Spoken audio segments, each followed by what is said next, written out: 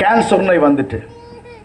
அப்போ அந்த கேன்சர் நோய் வந்த உடனே இந்த அம்மா ஹாஸ்பிட்டலுக்கு போய் மருந்துகளை எடுத்து கொண்டிருந்தாங்க. மருந்து எடுத்து அவருக்கு சுகம் கிடைக்கல. அந்த அம்மாவுக்கு ஒரே வருத்தம் தான், சாகிற நிலைமைக்கு அந்த தாய் வந்துட்டாங்க. நான் சொல்கிற தமிழ் புரியுதாம்மா? கர்த்தருக்கு ஸ்தோத்திரம்.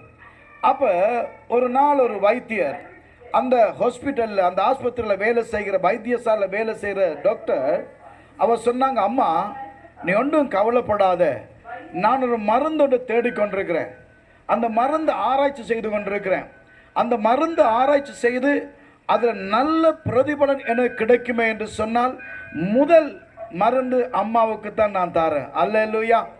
அப்போ இந்த அம்மா நம்பி, சரிங்க பாஸ்டர், சாரி டாக்டர், மிகவும் நன்றி, உண்மையிலே இந்த உயிரை குறித்து நீங்கள் வச்சிருக்கிற அந்த அன்புக்காக, அந்த பிரியத்திற்காக நான் உங்களை நேசிக்கிறேன் டாக்டர், எனக்கு அதை செய்து தாங்க டாக்டர், எனக்கு தாங்க முடியாது, எனக்கு அதிகமான வேதனை கொடுக்குது, இரவையில் நிம்மதியாக தூங்க முடியாது, பிள்ளைகளால் கைவிடப்பட்ட நிலையில் நான் இருக்கிறேன், நான் சாப்பிடுறது கஷ்டமாக இருக்குது, மருந்து ஏற்றுறாங்க, எனக்கு சுகம் வரல, ஒரு வயசு போன அம்மா என்ன சொல்லுவாங்க அது உங்களுக்கு தெரியும். அப்படிப்பட்ட நிலையில் நீங்களும் முகம் கொடுத்து கொண்டு இருப்பீங்க. அப்போ அந்த அம்மா சொன்ன டாக்டர் சொல்கிறாரு, வைத்திய ஒன்றும் கவலைப்படாதம்மா, இன்னும் 2 கிழமை எனக்கு டைம் தான், உனக்கு நான் மருந்தை தேர்வு செய்து தாரேன். ஆமாம்.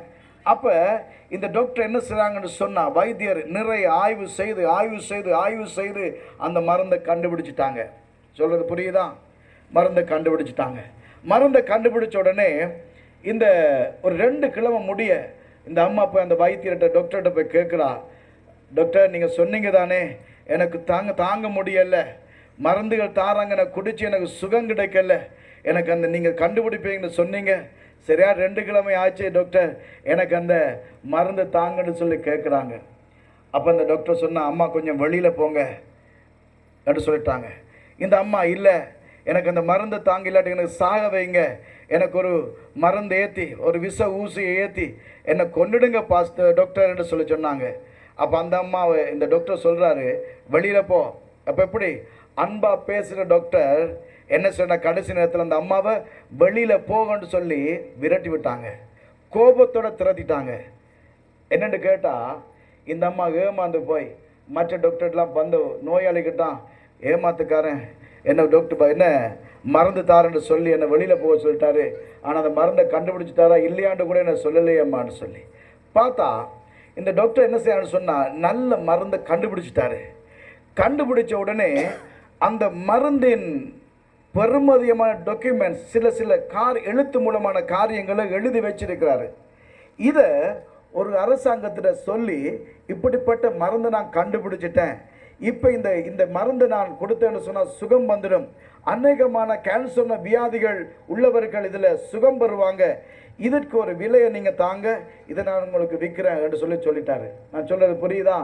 அப்போ டாக்டர் என்ன செஞ்சிட்டாரு, ஒரு பெருத்த விலைக்கு இந்த மருந்து பொதிகளை கொடுத்துட்டாரு, வித்துட்டாரு.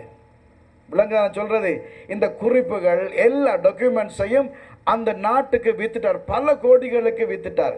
இப்போ நீங்கள் சொல்லுங்கள், நான் உங்கள்கிட்ட சபையில் இருக்கிற முன்னுக்கு இருக்கிற ஜனங்களை பார்த்து கேட்குறேன், இந்த டாக்டரை எப்படி நீங்கள் அழைப்பீங்க?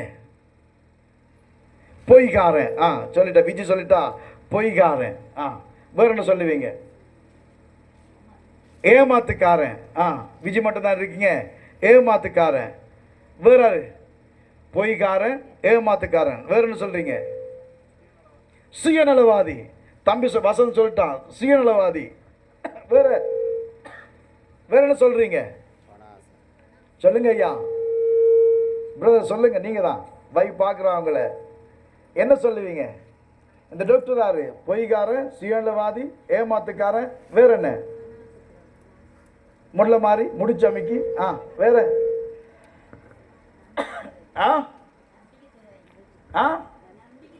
நம்பிக்கை துரோகி. அம்மா சொல்றாங்க நம்பிக்கை துரோகி, ஏமாத்துக்காரன், நம்பிக்கை துரோகி. வேற என்னம்மா சொல்லுங்க? பனாசக்காரன். வேற என்ன சொல்லுவீங்க? பைத்தியக்காரனா? அல்லேலூயா. சரிதான், அந்த தாய்க்கவன் பைத்தியக்காரன் தான். வேற என்ன? பாபா சொல்லுது, பாப்பா சொல்லுது பைத்தியக்காரன் சொல்லி. சரிதான். ஏமாத்துக்காரன், பைத்தியக்காரன், வஞ்சகன், வேற என்ன சொல்லுங்க. சரி, நான் முடிவுக்கு வரேன். இப்போ இந்த மருந்தை கண்டுபிடித்த இந்த டாக்டருக்கு அல்லது மனிதனுக்கு பேர் நீங்களாம் சொன்னீங்க.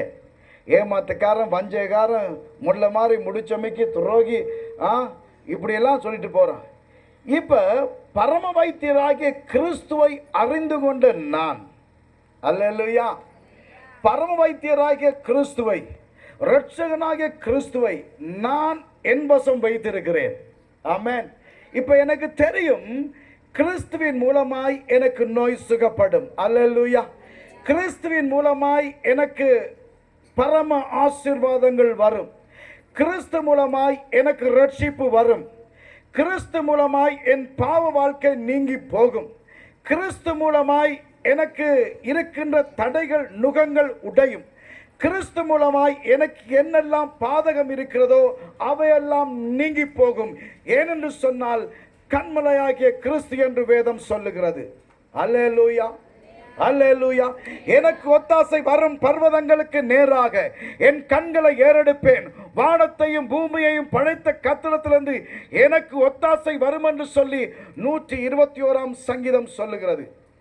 என் அன்பு சகோதரனே, சகோதரியே, செட்டுக்குறிச்சியிலே வாழுகின்ற எனக்கு அருமையான சகோதரனே, சகோதரியே, சின்ன பிள்ளைகளே, வாலிப பிள்ளைகளே, இப்போது இந்த கிறிஸ்துவை அறிந்த ஜனங்களாகிய நீங்களும் நானும் இன்னொரு கிறிஸ்துவை பற்றி சொல்லாவிட்டால் எங்களுக்கு பெயர் என்ன? கிறிஸ்து என்கிற பரம வைத்தியரை பற்றி எனக்கு தெரியும். ஆமென் சொல்றீங்களா? கிறிஸ்து என்கிற ரட்சகரை பற்றி எனக்கு தெரியும். இந்த கிறிஸ்து மூலமாகத்தான் நான் ரட்சிக்கப்பட்டிருக்கிறேன். இந்த கிறிஸ்து மூலமாய் பாவ வாழ்க்கையில் நான் மீட்கப்பட்டிருக்கிறேன். இந்த கிறிஸ்துவின் இரத்தத்தினால் நான் கழுவப்பட்டிருக்கிறேன். அப்போ நான் இன்னொருவரிடத்துல இந்த கிறிஸ்துவை செய்த நன்மையை சொல்லாவிட்டால் அல்லது கொடுக்காவிட்டால் எனக்கு என்ன பேர்? விஜி. அல்லேலூயா. நான் நம்பிக்கை துரோகி, நான் ஏமாத்துக்காரன், நான் பொல்லாதவன், நான் முடிச்சமிக்கி, நான் மொல்ல மாறி, நான் கெட்டவன், நான் பைத்தியக்காரன். ஆமென். அதன் மூலமாகத்தான் நான் சொல்லுகிறேன், இந்த மீட்டிங்கை, இந்த சந்திப்பை, இந்த வாகனத்திலிருந்து இப்படி பிரசங்கிப்பதற்கு அல்லது ஆத்துமாக்களை ஆதாயம் செய்வதற்கு கிறிஸ்துவை பற்றி சொல்ல காரணம், நான் பெற்ற நன்மையை மற்றவனும் பெற வேண்டும் என்பதற்காக தான் கர்த்தரை கண்களை தட்டி மகிமைப்படுத்து. நான் பெற்றுக்கொண்ட நன்மையை என் பக்கத்து வீட்டான் அனுபவிக்க வேண்டும். நான் பெற்றுக்கொண்ட ஆசீர்வாதத்தை என் பக்கத்து வீட்டு பிள்ளைகள் பெற்றுக்கொள்ள வேண்டும். பாவத்திலும் சாபத்திலும் கட்டுக்களிலும் பிடிகளிலும் இருக்கின்ற ஜனங்கள் கிறிஸ்துவை அறிய வேண்டும். வேறு எதற்காகவும் அல்ல. கிறிஸ்துவை பற்றி அறிவிப்பதனால் என்னுடைய மணிப்பை, என்னுடைய பணப்பை நிறைவாவது கிடையாது.